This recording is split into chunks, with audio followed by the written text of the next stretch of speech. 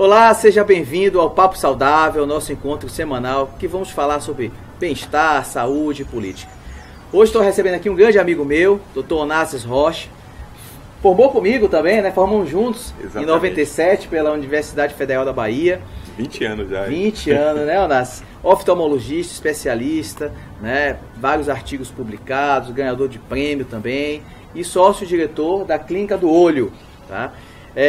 Onassis, seja bem-vindo, tá? Para o nosso Papo Saudável. Vamos conversar hoje, o tema central vai ser glaucoma.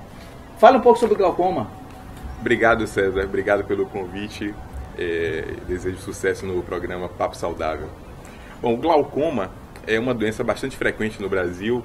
Com o diagnóstico firmado, a Organização Mundial da Saúde estima em 1 milhão de brasileiros com essa doença. Ela é uma doença bem peculiar, porque ela provoca uma perda da visão de fora para dentro de forma imperceptível para a grande maioria das pessoas. É uma doença que afeta o nervo do olho. Não é tão fácil conceituar assim, mas a maioria dos casos está relacionado com a pressão ocular alta. Porém, existem muitos casos em que essa pressão ela pode se encontrar normal também. Sim. Existem alguns tipos, ângulo aberto, ângulo fechado, se ela é primária ou secundária, mas se a gente pegar um tipo predominante, assim, que existe com bastante frequência no nosso meio, é o glaucoma chamado de crônico simples ou de ângulo aberto, no qual tem esse formato. A pessoa não sente absolutamente nada. E o mais comum é que ela seja diagnosticada no consultório. Já com a perda de visão? Já com a perda da visão. E o curioso dessa doença é que eu acredito que um percentual bem elevado, talvez a maioria dos casos, a gente dá o diagnóstico quando o paciente vai ao consultório, porque quando a gente chega nos 40 anos de idade, é natural a gente ter a perda da visão para perto. E isso já nos leva à necessidade da consulta oftalmológica. E nessa situação, durante a consulta, nós medimos a pressão intraocular e examinamos o nervo do paciente e também um aspecto que ultimamente a gente tem observado bastante, que é a chamada área da drenagem desse líquido da pressão. Então são 3 aspectos importantes que a gente avalia nesse paciente que vai simplesmente trocar de óculos e em alguns casos a gente consegue firmar um diagnóstico já nessa primeira consulta. Da importância, né, quando você for, como você falou, trocar o óculos, né, fazer a acuidade visual, sempre ser com o oftalmologista, porque na verdade você não vai só fazer o exame da acuidade, você vai ter outras preocupações também, como a medição da pressão intraocular, né? Quais são os exames mais comuns que você pode fazer para a avaliação do glaucoma? O principal exame, César, no caso do glaucoma, essa é uma opinião bem particular minha, devido a essa história de atendimento dessas pessoas. Hoje na clínica a gente tem mais de 60 mil pessoas que a gente acompanha e a gente vê que o exame principal é o que tem uma sensibilidade maior e que também tem uma especificidade maior, é a tomografia de coerência óptica. Classicamente existe o campo visual, que ele é medido, como a gente falou na questão do conceito, ele é estreitado de fora para dentro. Sim. Porém, para que o exame, perimetria computadorizada, que é o campo visual, para esse exame diagnosticar a doença, para ele positivar, é preciso que nós tenhamos uma perda de cerca de 50% do nervo. Então, é muita perda para esse exame se mostrar... Muitas vezes irreversíveis, né? As lesões. Exatamente. E esse é o grande perigo do glaucoma. É uma doença que, uma vez instalada, ela só progride. Quando a gente trata essa velocidade de progressão, ela é bastante reduzida. Às vezes a gente quer estacionar de fato, mas ela nunca volta atrás. E isso aí é dramático, porque agora, por exemplo, eu me lembro de um caso, um paciente pouco mais de 50 anos de idade, que eu atendi não tem nem um mês, ele já veio com uma busca de uma segunda ou talvez terceira opinião médica, e sem querer aceitar, eu senti que ele não queria aceitar o diagnóstico. E quando ele chega nesse quadro de sintoma, ele realmente já não enxerga praticamente nada. Ele tem um campo de visão que a gente chama de tubular. E a pessoa vê como se estivesse enxergando através de um tubo de visão. E ela não vê mais as laterais e muitos casos como este acaba levando à incapacidade para o trabalho, a perda da qualidade visual, da qualidade de vida, a interação que ela tem com os familiares é bastante afetada, porque ela não está acostumada com isso. E nosso contato com o meio ambiente se dá a maioria das vezes através da visão. Esse exame que você falou da tomografia, né, ocular, ele é disponível pelo SUS? O paciente tem acesso? Porque, Onassis, né? Não sei se vocês sabem, é dono da Clínica do Olho, né? Sócio-diretor da Clínica do Olho, que é uma clínica popular, né? Uma clínica que atende mais de 60 mil pessoas com preço justo, que hoje tem crescido muito em termos de negócio, as clínicas populares, grande parte pela ineficiência, inclusive, do SUS, né? Então, esse exame é disponibilizado pelo SUS também? César, isso é uma questão muito interessante, porque o grande problema que eu enxergo no SUS é a desproporção entre a oferta do exame e a demanda da população. Esse é um exame que certamente ele tem um número, um N de oferta bem abaixo da necessidade. Então, no dia a dia eu vejo lá as pessoas com dificuldade muito grande de encontrar esse exame pelo SUS e acabam nos procurando. E é importante que a gente tenha em mente essa custo-efetividade, né? O exame que ele não é o mais barato.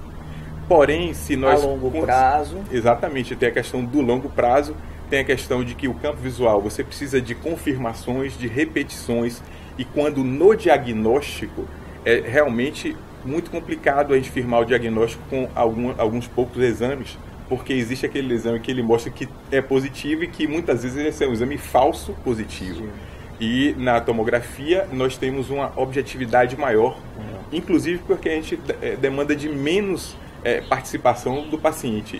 No campo visual ele tem que informar se ele está enxergando apertando o botão. Sim.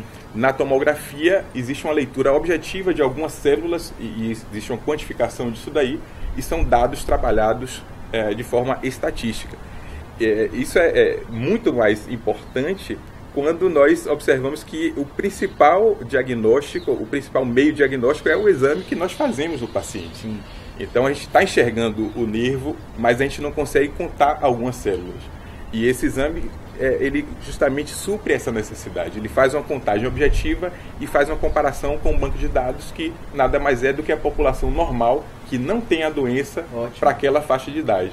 E aí você pega dado estatístico, pega a sua suspeita diagnóstica e você vai fazer de fato. Perfeito. E aí você tem um resultado muito melhor e mais custo efetivo do que fazendo o campo visual de repetição nesse momento do diagnóstico. Porque quando ele já tem o diagnóstico, só para fechar esse raciocínio, é muito melhor que a gente acompanhe pela lesão do campo visual. Sim. Porque aí a tomografia já não tem tanta importância assim. Entendi. Mas para o diagnóstico, inclusive, precoce. Exatamente, o diagnóstico precoce. O que é extremamente importante na medicina, né, na saúde pública, você ter o diagnóstico precoce. As pessoas que usam corticoide, isso é uma pergunta comum, né? Existe um risco maior de ter o glaucoma, o uso crônico de corticoide? Existe sim, César. Tanto o corticoide utilizado por via oral, quanto o corticoide utilizado por tópico, colírio, por exemplo. E me ocorre agora, por exemplo, aquelas pessoas que têm um olho vermelho e que têm, por exemplo, uma alergia. Essa alergia pode ser tratada com corticoide, o olho vai ficar branco. E, de fato, se ele for utilizar para cada vez que ele tiver o olho vermelho sem a orientação médica devida, esse corticoide ele pode sim provocar uma elevação de pressão e, por consequência, desenvolver uma lesão de glaucoma. Perfeito. Existe um quadro da gente aqui, que é Não Me Pergunte Que Eu Respondo, né, que a gente discute algumas coisas polêmicas. Em relação ao tratamento, muito se fala que a medicação para reduzir a pressão intraocular é o tratamento de escolha, então isso é largamente utilizado. Mas existem outros procedimentos, né, cirúrgicos e o que você está trazendo para Salvador, que é a trabeculoplastia seletiva, né, como uma grande possibilidade, talvez até inicial. O que você pode falar sobre isso? Exato, César. É muito bom você ter lembrado disso, porque ainda na última revista dos Arquivos Brasileiros de Oftalmologia, houve uma publicação que já traz isso para a nossa realidade, uma revisão sistemática de literatura. Isso já é sabido da literatura internacional há muitos anos. Nos Estados Unidos, a trabeculoplastia seletiva, a laser, já é utilizada há mais de uma década e uma técnica que está disponível no serviço público, na Austrália, na França, agora entrando no modelo inglês também.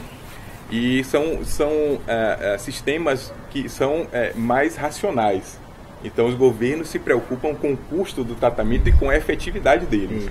E no caso do laser, é possível tratar a pessoa que tem glaucoma exclusivamente com laser. E a gente pode, aquelas pessoas que têm um glaucoma inicial ou somente uma pressão ocular elevada, nós podemos aplicar esse laser de trabeculoplastia seletiva e eliminar a necessidade de um colírio. Isso, em média, dura 18 meses. 18 meses. Então isso é importante porque é uma pesquisa que se faz em outros países que oferecem saúde pública, onde você pode ter um investimento maior no procedimento, porém a longo prazo é mais econômico. Porque o paciente, você deve ter isso como eu tenho meus pacientes, né? Às vezes ele não segue o tratamento, ele para, no seu caso com colírio, porque acha que já está bom, ou então, né, teve uma interrupção do tratamento com a medicação. E no caso de um procedimento, muitas das vezes ele tem um acompanhamento muito melhor. Né? E além da economia financeira, existe a economia dos efeitos colaterais. Perfeito. Quando os novos colírios surgiram há pouco mais de uma década, e a indústria farmacêutica começou a apresentar isso daí, de fato a indústria precisa ter uma remuneração, porque investe muito em pesquisa e são drogas bastante benéficas. Claro. E elas começaram a apresentar os efeitos colaterais das drogas que a gente utilizava mais antigamente. Mas hoje a gente vê que estas mesmas drogas, elas também apresentam efeitos colaterais. Sim, claro. E a conclusão é, quanto menos colírio nós utilizarmos no paciente que tem glaucoma, é melhor.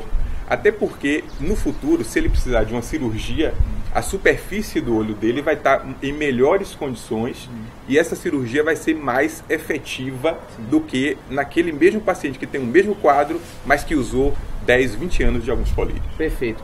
Temos também o quadro Dica do Cezinha, né? Que é uma dica do especialista para as pessoas que estão assistindo o programa da gente na área de saúde. Qual seria a dica do Cezinha nesse tema? Bom, a dica do Cezinha é que você que tem 40 anos de idade ou mais e que principalmente que tenha a história de glaucoma na família ou que tenha a afrodescendência, é muito importante que você nesse perfil faça uma busca a seu médico oftalmologista. E nesta consulta vai ser feita a suspeita ou até mesmo afastada a possibilidade, a maior parte das vezes a gente afasta a possibilidade, mas no caso suspeito, essa investigação ela deve ser aprofundada. Então, se você tem essas três características, né, acima de 40 anos, afrodescendência e a história familiar, é muito importante que você faça uma avaliação anual. Onassis, muito obrigado pela participação. Foi muito bom ter recebido você aqui em nossa casa, né, no nosso Papo Saudável. Que venha mais vezes, tá? Falando outros temas, inclusive de oftalmologia, e gostei bastante. Obrigado também, foi muito honroso para mim. Muito obrigado, César. Pessoal, pode se inscrever no nosso canal aqui, participar de nossas ações no Facebook, acompanhar o nosso Papo Saudável e até o próximo programa.